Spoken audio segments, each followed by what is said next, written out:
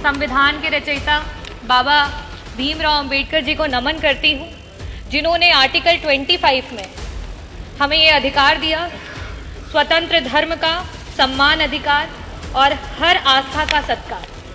और इसी के नाते आज पूरे देश में और प्रदेश में हमारे बीच में कुंभ का महापर्व जो रहा, उसमें पूरे देश से लोग आए। मैं सभी लोगों का जो आए उनका स्वागत करती हूँ। यहाँ कई प्रकार की चर्चाएं हुई और बहुत सारे शब्दों का प्रयोग किया गया। ये जो लोग विभिन्न प्रदेशों से और यहाँ तक कि विश्व के कोने कोने से आए, वो किसी राजनीति से प्रेरित होकर के नहीं आए, वो आस्था से, धर्म से और अपने देश, अपनी मातृभूमि से जुड़े हुए हैं, इसलिए वो यहाँ पर आए। महाकुंभ के आयोजन में जितना बजट होना चाहिए था, सरकार ने उसकी कमी की। महाकुंभ में जो सुविधाएं हमारे लोगों को देनी चाहिए थी, सरकार ने उसकी कमी की। वहाँ पे गिद्ध नहीं गए थे, वहाँ पे सूअर नहीं गए थे, वहाँ पे इस देश में आस्था रखने वाले, इस देश को लोकतांत्रिक समझने वाले, इस देश में भाईचारे को आगे लेकर के जाने वाले लोग वहाँ पे पहुंचे। हम इतने बड़े बड़े बजट की बात कर रहे हैं, मैं आंकड़े रखना चाहूंगी। शिक्षा विभाग में वर्तमान में 14% का बजट जो है वो शेष रह गया, इस्तेमाल नहीं कर पाए। स्वास्थ्य में 40% का बजट ऐसे ही रह गया, उसे इस्तेमाल नहीं कर पाए। आवास में 46% का बजट रह गया, जिसे इस्तेमाल नहीं कर पाए। SC ST माइनॉरिटी में 30% का बजट है, जिसे इस्तेमाल नहीं कर पाए। अगर हम सिंचाई एवं बाढ़ नियंत्रण की बात करें, 35% का बजट है, जिसे इस्तेमाल नहीं कर पाए। अगर हम ट्रांसपोर्ट और PWD की बात करें, 6% का बजट है, जो पुराना बजट है, जिसे आप इस्तेमाल नहीं कर पाए। समाज कल्याण के मंत्री जी यहाँ बैठे हैं, 23% का बजट आज ऐसे ही पड़ा हुआ है, उसे इस्तेमाल नहीं कर पाए। कृषि विभाग वैसे ही 4% किसानों को दिया जा रहा है बजट में से, उसमें से भी 10% बजट ऐसे ही धरा का धरा रह गया, उसे इस्तेमाल नहीं कर पाए। तो मैं बजटों पे बहुत बातें नहीं करूंगी, क्योंकि जो पुराना है उसे ही नहीं इस्तेमाल कर पाए, तो बड़े बड़े बजटों का क्या भवाई लूटी जाए। मैं बात करना चाहूंगी अपने देश की एकता की, क्योंकि जिस समय यहां अंग्रेजी की बात हुई, उस समय उर्दू के बारे में बहुत बड़ी बड़ी बातें की गई। उर्दू में जो लोग बोलते हैं उनको कुछ शब्दों से नवाजा गया। हमारे देश में उर्दू को बड़े ही लगाव से देखा जाता है। हिंदी अगर हमारी मातृभाषा है, तो आज का ये जो देश है वो अंग्रेजी से भी नहीं घबराता है, अंग्रेजी को सीखने की पूरी इच्छा रखता है। पंडित ब्रिज नारायण जी, पंडित रतननाथ सरहार जी, मुंशी प्रेमचंद जी, पंडित आनंद मोहन जी, यहाँ तक कि उपराष्ट्रपति रहे हुए कृष्णकांत जी, इन सभी लोगों का उर्दू से बहुत लगाव था। तो क्या इनके लिए भी उन्हीं शब्दों से नवाजा जाएगा? मैं आखिरी में सिर्फ यही कहना चाहती हूँ, ये विकसित देश है, ये प्रगतिशील देश है और ये युवाओं का देश है, और युवाओं की यही आवाज है कि रावण नहीं हम पलने देंगे साधुओं के वेश में, रावण नहीं हम पलने देंगे साधुओं के वेश में, अफजल नहीं पनपने देंगे अब्दुल कलाम के देश में, हिंदू हो या मुसलमान अब शीश नहीं कटने देंगे, कसम तिरंगे झंडे की अब ये देश नहीं बंटने देंगे। जय भीम, जय भारत।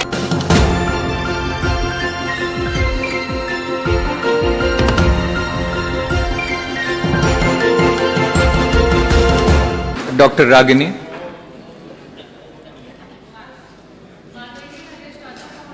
आपका आभार व्यक्त करना चाहूँगी कि आपने 2025-26 के बजट की चर्चा पे मुझे बोलने का अवसर दिया। आज इस भरे सदन में मैं सर्वप्रथम संविधान के रचयिता बाबा भीमराव अंबेडकर जी को नमन करती हूँ, जिन्होंने आर्टिकल 25 में हमें ये अधिकार दिया, स्वतंत्र धर्म का सम्मान अधिकार और हर आस्था का सत्कार।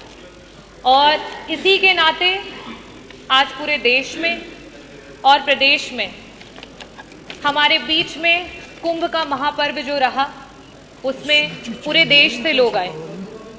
मैं सभी लोगों का जो आए उनका स्वागत करती हूँ। यहाँ कई प्रकार की चर्चाएं हुई और बहुत सारे शब्दों का प्रयोग किया गया। ये जो लोग विभिन्न प्रदेशों से और यहाँ तक कि विश्व के कोने कोने से आए, वो किसी राजनीति से प्रेरित होकर के नहीं आए, वो आस्था से, धर्म से और अपने देश, अपनी मातृभूमि से जुड़े हुए हैं, इसलिए वो यहाँ पर आए। महाकुंभ के आयोजन में जितना बजट होना चाहिए था, सरकार ने उसकी कमी की। महाकुंभ में जो सुविधाएं हमारे लोगों को देनी चाहिए थी, सरकार ने उसकी कमी की। वहां पे गिद्ध नहीं गए थे, वहां पे सूअर नहीं गए थे, वहां पे इस देश में आस्था रखने वाले, इस देश को लोकतांत्रिक समझने वाले, इस देश में भाईचारे को आगे लेकर के जाने वाले लोग वहां पे पहुंचे थे। मैं इस सदन में आज बहुत सारी चर्चाएं हुई, बहुत सारी बातें कही गई। बजट की जबकि चर्चा होती है तो बजट में किस तरीके से डिवीजन होता है उसकी बात होती है। अभी सत्र में कुछ दिन पहले बात हुई कि अंग्रेजी में विधायकगण अपने भाषण दे सकते हैं, लेकिन जब आपके बजट में एलोकेशन की बात आती है, शिक्षा की बात आती है, जो हमारे बच्चे प्राइमरी स्कूल में पढ़ रहे हैं, जिनकी नींव अंग्रेजी से शुरू नहीं होगी, तो वो आगे जाकर के आपके अंग्रेजी में दिए हुए भाषणों को नहीं समझ पाएंगे।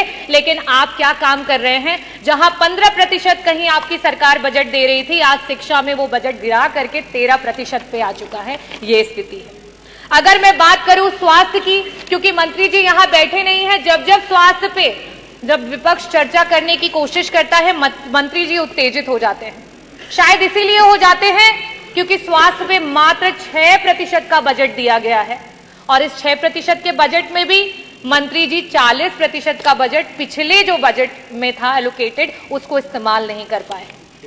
अगर हम बात करें ग्रामीण अंचल की, जो उत्तर प्रदेश की 60-70% की आबादी है, अगर हम उसमें बजट के एलोकेशन की बात करें तो मात्र 4% का बजट है, जो 8 करोड़ 8 लाख की आप बात करते हैं, 8 लाख करोड़ की बात, 8 लाख 8,000 करोड़ की बात करते हैं, उसमें मात्र 4% का बजट दिया गया है। और सबसे बड़ी नाइंसाफी अगर इस सरकार में कोई झेल रहा है तो वो हमारा किसान है। पूरे देश का एवरेज औसत अगर निकाल लिया जाए तो बाकी प्रदेशों में जहां किसानों को 6% का बजट मिल रहा है, वहां उत्तर प्रदेश की सरकार में मात्र 3% का बजट है जो हमारे किसानों को दिया जा रहा है।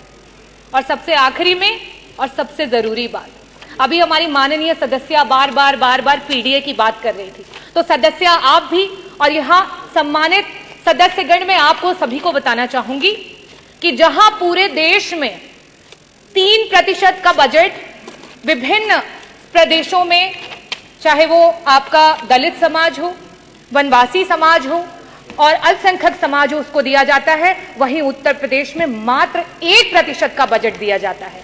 और उस 1% के बजट में भी आपका 30% का बजट ऐसा धरा का धरा ही रह जाता है, विभाग उसको इस्तेमाल ही नहीं कर पाता है। हम इतने बड़े बड़े बजट की बात कर रहे हैं, मैं आंकड़े रखना चाहूंगी। शिक्षा विभाग में वर्तमान में 14% का बजट जो है वो शेष रह गया, इस्तेमाल नहीं कर पाए।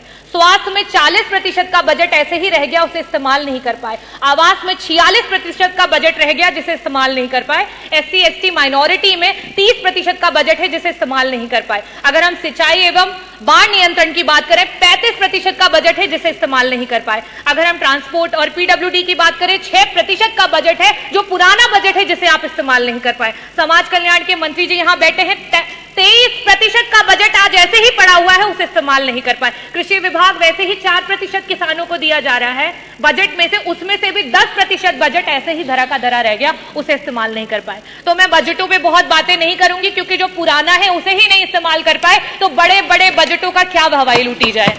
मैं बात करना चाहूंगी अपने देश की एकता की, क्योंकि जिस समय यहां अंग्रेजी की बात हुई, उस समय उर्दू के बारे में बहुत बड़ी बड़ी बातें की गई। उर्दू में जो लोग बोलते हैं उनको कुछ शब्दों से नवाजा गया। हमारे देश में उर्दू को बड़े ही लगाव से देखा जाता है। हिंदी अगर हमारी मातृभाषा है, तो आज का ये जो देश है वो अंग्रेजी से भी नहीं घबराता है, अंग्रेजी को सीखने की पूरी इच्छा रखता है।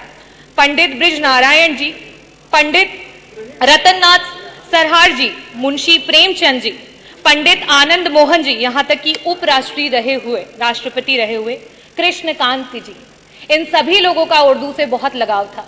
तो क्या इनके लिए भी उन्हीं शब्दों से नवाजा जाएगा?